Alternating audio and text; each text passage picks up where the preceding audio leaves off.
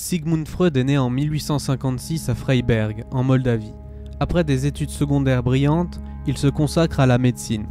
Il se spécialise dans l'étude du système nerveux et, en 1885, obtient une bourse d'études et se rend à Paris auprès du psychiatre français Charcot.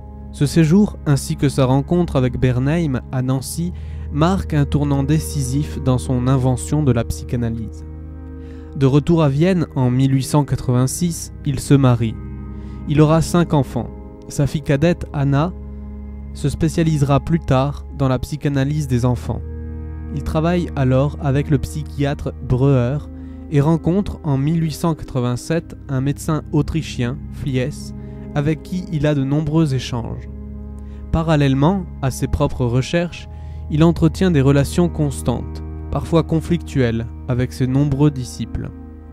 En 1838, le nazisme le conduit, à cause de ses origines juives, à s'exiler à Londres, où il mourra d'un cancer en 1939. La médecine de la fin du XIXe siècle, essentiellement fondée sur la connaissance des mécanismes organiques, se heurte aux maladies de l'esprit, et plus spécialement à l'hystérie. Le malade s'y signale par des symptômes physiques non simulés, des paralysies, des dysfonctionnements divers, sans lésions organiques susceptibles de les expliquer. Charcot, ainsi que son élève Janet, donnent à Freud l'exemple méritoire d'une médecine qui prend au sérieux l'hystérie, mais commet l'erreur de vouloir la réduire à des causes physiologiques, dédoublements psychiques, dus à une dégénérescence du système nerveux et à l'hérédité. C'est l'observation des effets de l'hypnose, médicalement pratiquée par Bernheim à Nancy et par Breuer à Vienne, qui mettra Freud sur la voie d'une piste nouvelle. Par ce procédé, les patients deviennent capables de rapporter leurs symptômes aux souvenirs d'événements leur ayant donné naissance, mais que leur mémoire ne parvenait pas à retrouver à l'état de veille. Le rappel à la conscience de ces souvenirs traumatiques a pour effet d'atténuer provisoirement, parfois de faire disparaître totalement, les symptômes de la maladie. Freud abandonne rapidement la méthode hypnotique, souvent défaillante, mais celle-ci le met sur la voie d'une nouvelle méthode, la suggestion, et d'une double hypothèse que le développement ultérieur de la psychanalyse s'emploiera à préciser et à affiner. Les hystériques souffrent de réminiscence, c'est-à-dire que leurs symptômes sont la résurgence déguisée d'événements antérieurs que, sous l'effet des contraintes morales ou sociales, d'où la présence envahissante de la sexualité dans l'explication freudienne, leur caractère déplaisant a rendu inaccessible à la conscience.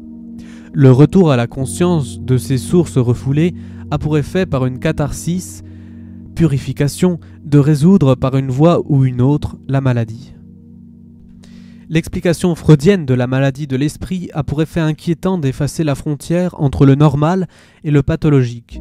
Les mécanismes psychiques étant les mêmes, la maladie n'est décrétée que lorsque le sujet éprouve de douloureuses difficultés à s'adapter au monde extérieur, voire à lui-même. Dans cet esprit, un certain nombre d'événements inexpliqués de la vie normale, les rêves, les actes manqués, les lapsus, deviennent pour la psychanalyse doublement précieux. Sur le plan théorique, ces événements permettent d'unifier l'explication des mécanismes psychiques, normaux ou pathologiques. Toutes ces manifestations sont, au même titre que la maladie, des modes d'expression déguisés, des pulsions refoulées. L'étude de leur mécanisme aide donc à comprendre les fonctionnements symboliques permettant l'expression indirecte de l'inconscient. Rapidement, Freud étendra ses investigations au domaine de la culture, de la religion et de l'art. Sur le plan pratique, rêves, actes manqués, etc. doivent, dans le cadre de la cure, être considérés comme de précieux indicateurs des sources traumatiques de la maladie, puisqu'ils en sont l'expression déguisée. Aussi Freud énonce-t-il très tôt le principe du déterminisme psychique, selon lequel ces manifestations doivent être considérées comme inscrites dans une chaîne de causes et d'effets, dont la cause initiale est une source pathogène refoulée. Dans le cadre de la cure, l'application de ce principe conduit à la pratique des libres associations. Je ne pouvais pas me figurer, écrit-il dans ses 5 leçons sur la psychanalyse, qu'une idée surgissant spontanément dans la conscience d'un malade, surtout une idée éveillée par la concentration de son attention, pût être tout à fait arbitraire et sans rapport avec la représentation oubliée que nous voulions retrouver. La névrose est elle-même une fuite hors de la réalité, dont les manifestations sont des compromis entre pulsions refoulées et exigences du surmoi. Aussi Freud est-il amené à parler de refuge dans la maladie, puisqu'en celle-ci, toutes les instances psychiques trouvent leur bénéfice dans ce qui apparaît comme un mode dérivé de leur satisfaction. La maladie, lorsque la nature du conflit psychique qui l'a causé est devenue consciente pour le sujet, peut trouver à se résoudre par diverses voies. La satisfaction des pulsions refoulées, devenue consciente et désormais assumée, le refus conscient de cette satisfaction, le détournement, la sublimation de leur énergie vers des activités socialement valorisées telles que l'art, la religion, les activités intellectuelles, etc.